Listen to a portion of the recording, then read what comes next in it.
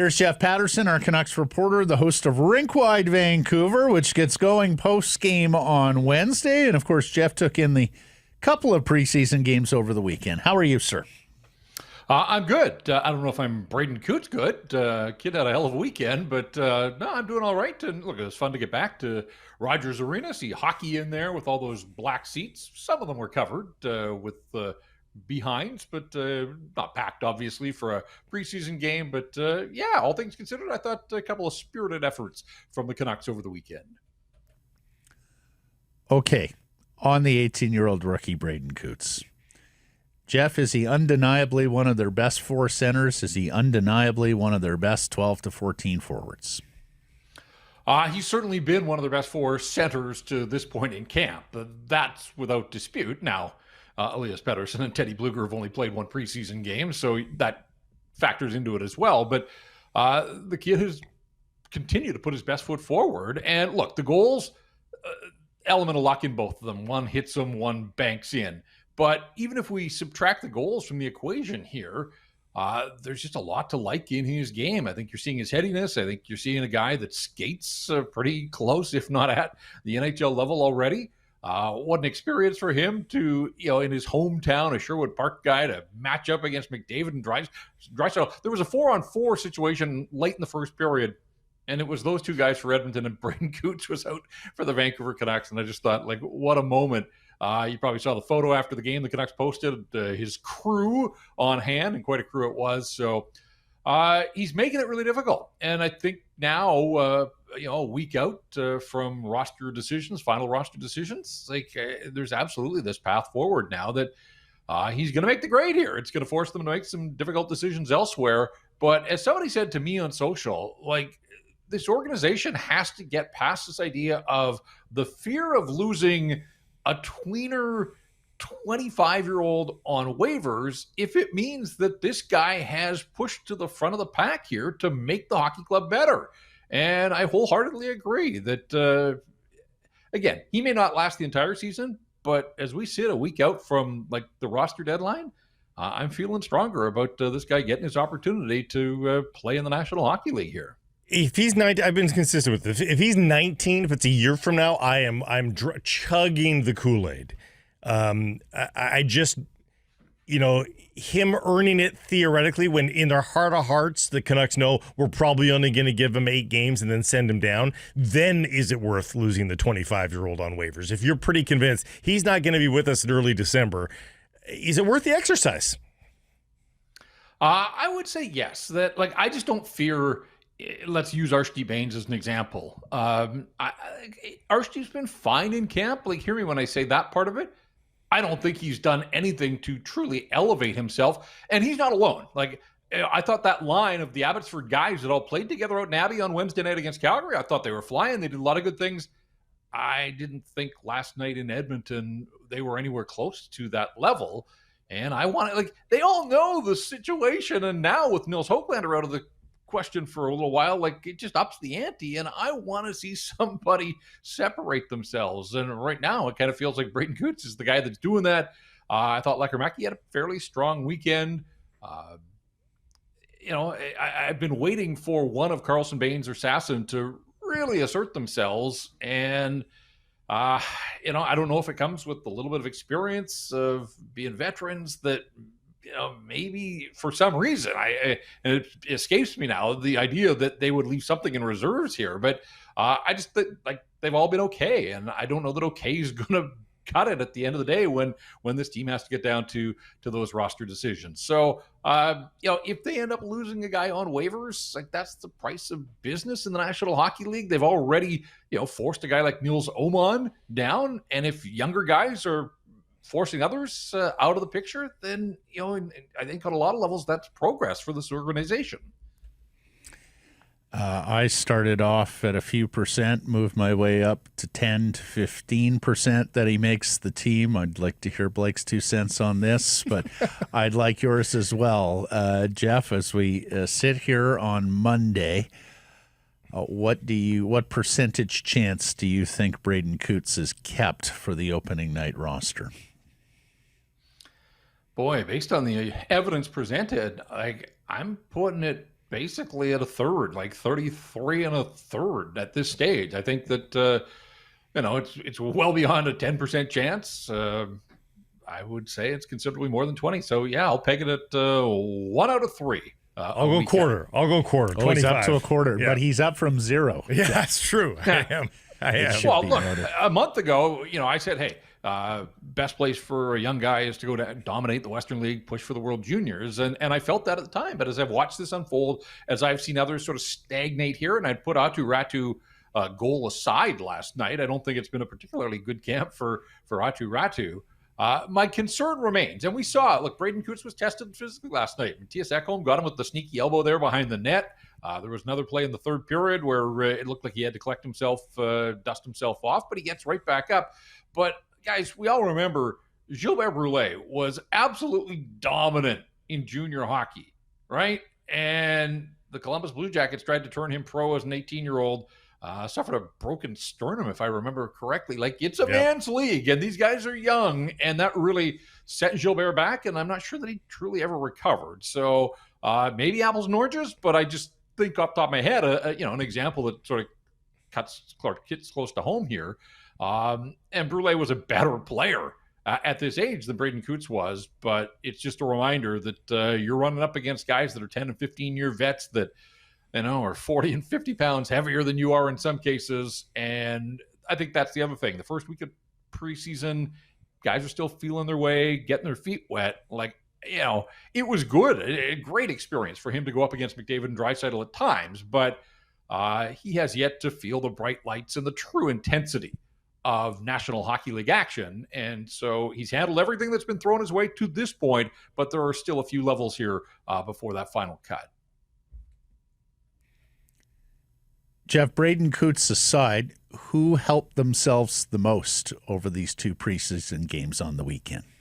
Oh, I think Lekkerimaki. I thought it had been a little bit of a slow start for him through Penticton and early in the preseason, but we know that the shot is a separator, and when you see him score the goal 6-on-5, a hell of a pass by Philip Chytil, who has been dishing dimes here in the preseason, there aren't a lot of guys that are putting that puck in the net as effortlessly as Jonathan Lekkerimaki. Like, that was the big shot on full display, taking it and, into the wheelhouse, into the back of the net. Stuart Skinner didn't have a chance.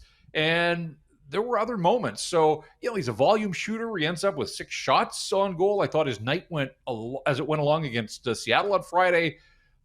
If the puck doesn't hit Coots, it probably goes in anyhow, but he gets an assist on that Braden Coots goal at Rogers Arena on Friday night. And, we're all watching. Okay, the shot is undeniable. It's great to see it on full display. It was great to see him cash in, but we know if he's going to be an everyday NHLer, has he rounded out his game? And he had the short offseason. I've been impressed with his battle level and some of his play away from the puck, shielding the puck when he has it.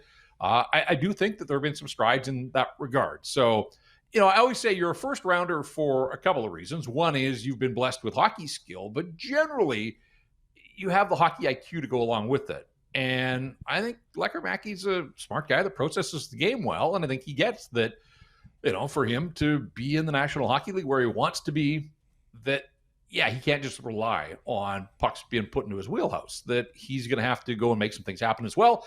And I've started to see that. So I think his second week has been better than his first week. And I thought this weekend was a real step forward in the right direction for Jonathan Lekkerimaki, who now is back in this same conversation of spots on the opening night roster, especially with Höglander, a winger, not expected to be ready to go, and probably not for the first couple of weeks.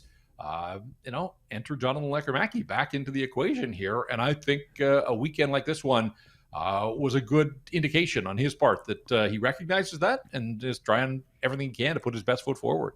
Jeff, do you think there's a world where they would keep Lekkerimaki, have him play 4th line, and basically use him as a power play specialist, especially to get another right shot there on that first power play? Do you think there's like a specialist role available for Lekkerimaki now, especially given the Höglander injury, or do you think it has to be the top 6 or bust that we have talked about before with this young man?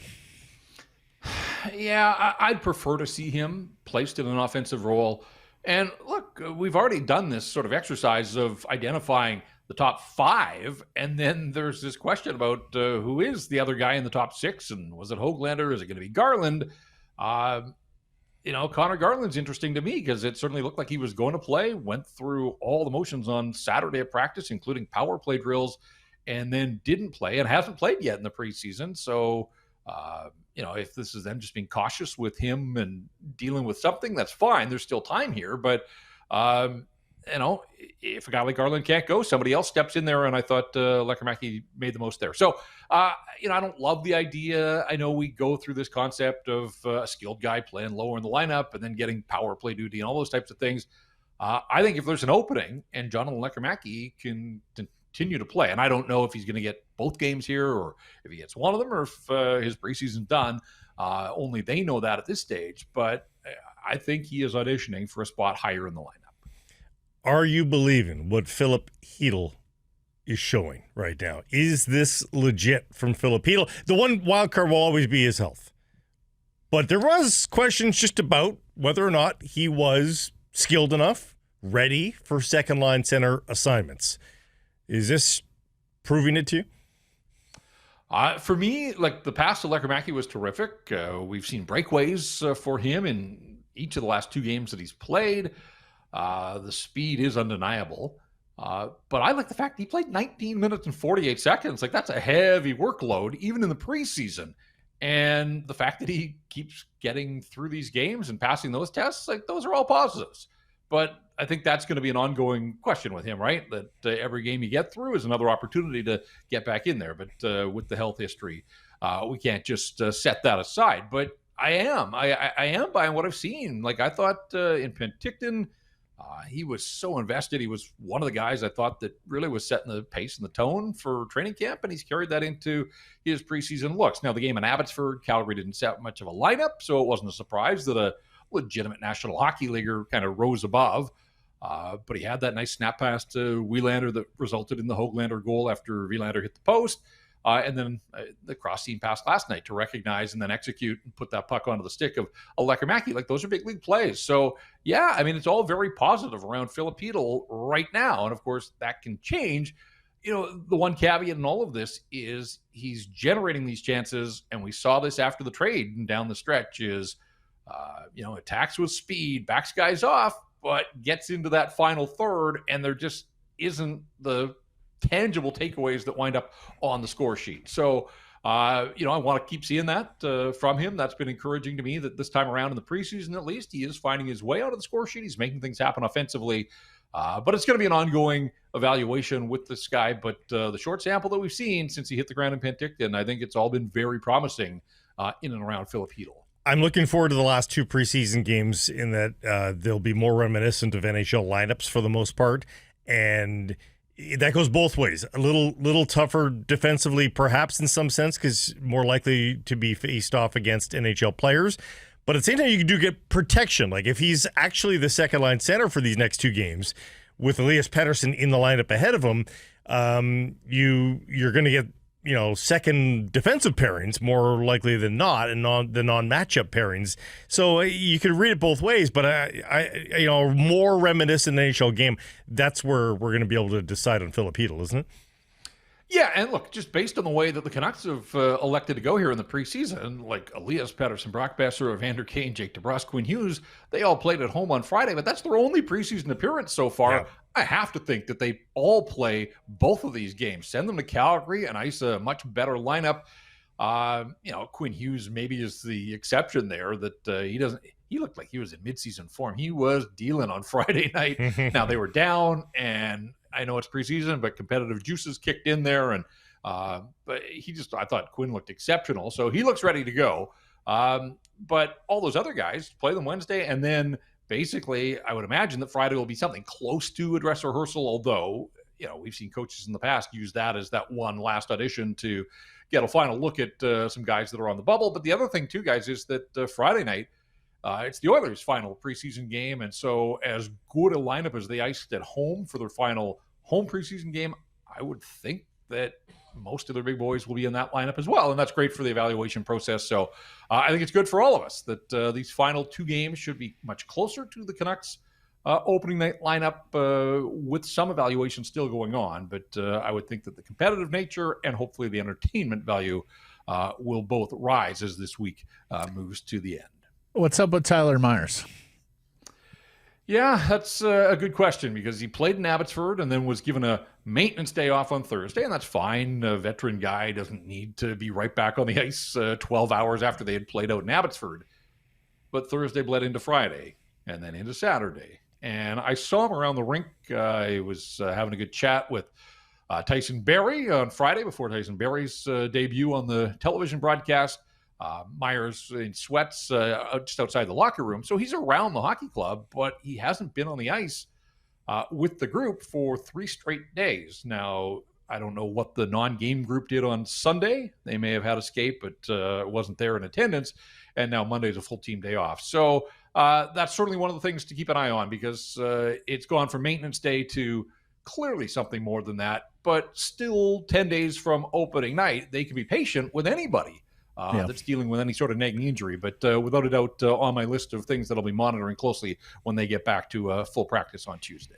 All right, so you and Irf got RinkWide Vancouver, the season debut of the post game on Wednesday after the game in Calgary, and then again on Friday after the game versus Edmonton here at Rogers Arena. Do I have that right, Jeff?